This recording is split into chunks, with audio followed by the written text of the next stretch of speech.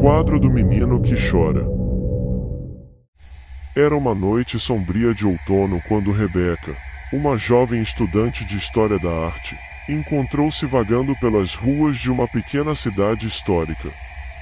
Ela estava em uma missão particular, a busca por artefatos raros e relíquias artísticas que pudessem enriquecer sua tese de mestrado. Rebecca sempre se interessara por objetos com histórias misteriosas, e havia ouvido falar de um quadro particular que supostamente trazia azar e desgraça para todos os que o possuíam. O quadro era conhecido como o quadro do menino que chora. Rebecca chegou à cidade após uma longa viagem de trem, e a atmosfera ali era sufocante. As ruas de paralelepípedos pareciam ter uma vida própria, e as casas antigas de madeira tinham um ar decadente e abandonado. Ela fez seu caminho até a loja de antiguidades de um velho senhor chamado Mr. X, que supostamente possuía o quadro em questão. A loja de Mr. X era uma verdadeira cápsula do tempo.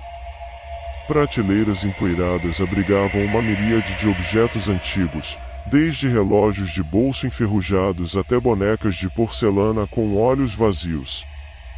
No entanto, o objeto de seu desejo estava escondido no fundo da loja, emoldurado com detalhes intrincados de madeira envelhecida. "Você deve ser Rebecca", disse Mr. X com um sorriso enigmático quando ela se aproximou do quadro. "O quadro do menino que chora, como o chamam. É um objeto muito especial." Rebecca examinou o quadro. Ele retratava um menino pequeno, com olhos tristes e lágrimas que pareciam estar fluindo eternamente por suas bochechas pálidas. A expressão em seu rosto era de tristeza profunda e sofrimento indescritível. Era uma obra de arte extraordinária, mas também perturbadora. Qual é a história por trás desse quadro? Rebecca perguntou intrigada. Mr. X suspirou antes de responder. "Diz a lenda que o pintor deste quadro era um homem atormentado por demônios internos. Ele estava tão consumido pela tristeza que o quadro pareceu ganhar vida por conta própria. Os olhos do menino, dizem eles, seguem você onde quer que você vá." Rebecca estremeceu quando ouviu a história, mas sua curiosidade superou o medo. Ela decidiu comprar o quadro e levá-lo consigo. Mr. X parecia aliviado em se ver livre dele e disse-lhe para ter cuidado. Quando Rebecca retornou ao seu apartamento na cidade vizinha, pendurou o quadro do menino que chora na parede de sua sala de estar. Ela não conseguia evitar a sensação de que os olhos do menino a seguiam por todo o cômodo. No entanto, ela atribuiu isso ao seu cansaço após a viagem e à tensão da busca pelo quadro. À noite, Rebecca teve um sonho perturbador. Ela estava no meio de um campo vasto e desolado, e o céu estava nublado e carregado. O vento uivava ao redor dela, e o choro do menino no quadro parecia ecoar nos recessos de sua mente. Quando Rebecca acordou, estava coberta de suor, e com o coração acelerado. Nos dias que se seguiram, eventos estranhos começaram a acontecer. Rebecca percebeu que objetos em sua casa estavam desaparecendo e reaparecendo em lugares inesperados. Ela ouviu passos sutis durante a noite, como se alguém estivesse caminhando pelo corredor vazio. Mas a coisa mais perturbadora foi quando ela começou a notar que o choro parecia mudar de tom, como se ele estivesse expressando diferentes emoções.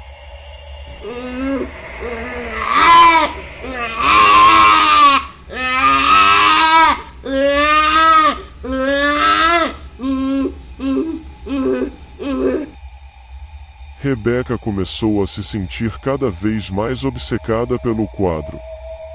Ela passava horas olhando para o menino chorando, tentando decifrar os segredos ocultos em seus olhos tristes. Ela sentia que o quadro estava sussurrando mensagens sombrias diretamente em sua mente. Um dia, enquanto Rebecca estava em casa sozinha, os olhos do quadro pareciam se iluminar com uma luz sinistra. Ela viu uma sombra se erguer do quadro e se materializar à sua frente. Era a figura do menino, agora em carne e osso, mas seu rosto ainda exibia angústia eterna. "Você me libertou", disse o menino com uma voz melancólica. "Agora você deve carregar o fardo do meu sofrimento." O pesadelo de Rebecca havia se tornado realidade. Ela estava presa em uma casa que parecia ter se transformado em um pesadelo vivo. O menino a perseguia onde quer que ela fosse, seus olhos vazios transmitindo uma tristeza profunda. Eventos inexplicáveis continuavam a acontecer, e Rebecca estava à beira da insanidade. Ela finalmente buscou a ajuda de um especialista em paranormalidade, o Dr. Roberts. Ele realizou uma série de rituais e investigações na casa de Rebecca e concluiu que o quadro estava de fato assombrado por uma presença maligna. Ele explicou que, para se livrar da maldição, o quadro teria que ser destruído. Juntos, Rebecca e o Dr. Roberts realizaram um ritual para exorcizar a entidade do quadro. No entanto, quando o fizeram, o quadro começou a tremer e a emanar uma energia negra intensa. O menino chorava mais alto do que nunca, e uma força sinistra envolveu a sala. Com um estrondo ensurdecedor, o quadro explodiu em pedaços, liberando uma nuvem negra que se dissipou no ar. Os lamentos do menino desapareceram, e a casa voltou ao silêncio. Rebecca estava exausta, mas finalmente liberta da maldição que a havia atormentado. Porém, o Dr. Roberts a alertou que a entidade ainda poderia estar lá fora, à espreita, esperando por outra vítima.